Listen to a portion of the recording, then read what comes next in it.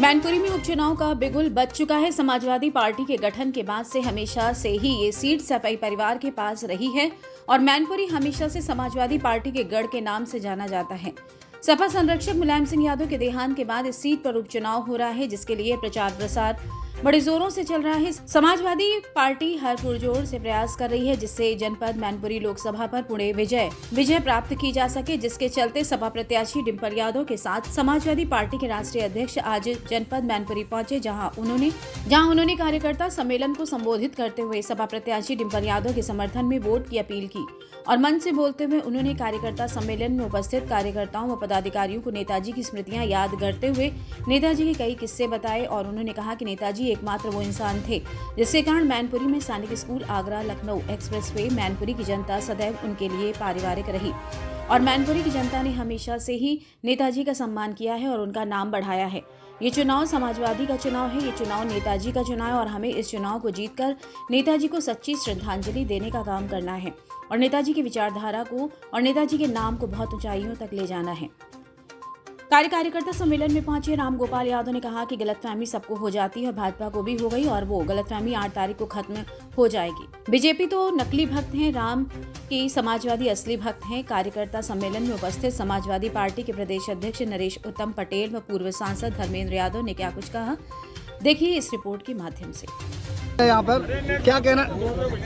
पूरा भरोसा है मैनपुरी की जनता पर कि वो समाजवादी पार्टी के उम्मीदवार डिम्पल जी को ही चुनाव जिताकर भेजेंगे। आपके नेता स्वामी प्रसाद मौर्य ने बताया कि बीजेपी राम को बेचती है, आप क्या कहते हैं? अभी हमारे नेता प्रोफेसर राम गोपाल जी ने भी बता दिया है क्या भाजपा वाले नकली हैं, समाजवादी पार्टी वाले ही असली हैं। क्या है असली?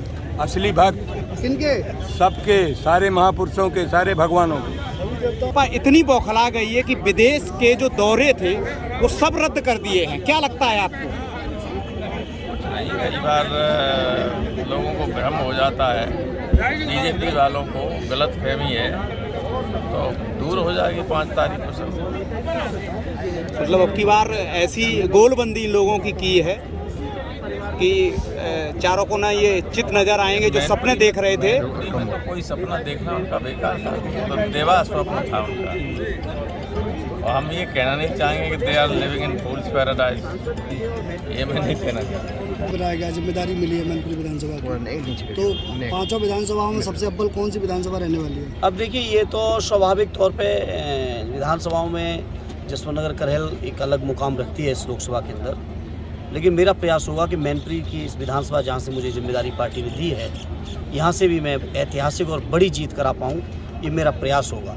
हालांकि ऑलरेडी डिम्पल जी 5 से जीतेंगी, कंपटीशन रहेगा विधानसभा में कि कौन कहाँ से ज़्यादा जिता रहा है। कल आदरणीय राष्ट्रीय अध्यक्ष जी ने करैल में इस बात का जिक्र भी किया था, करैल और जसवंत नगर को लेके, लेकिन 5 की 5 विधानसभाओं से बड़े वोटों से जीतेंगे और लोग वास्तव में, आप बात करेंगे लोगों में, हम तो चूँकि पॉलिटिकल व्यक्ति हैं, परिवार से हैं, पार्टी के हैं, जिम्मेदार पद पे हैं, हमारी छोड़िए मैनपुरी के आम लोगों से जब आप बात करोगे तो आपको महसूस होगा कि मैनपुरी के लोग किस रूप में नेताजी को देखें।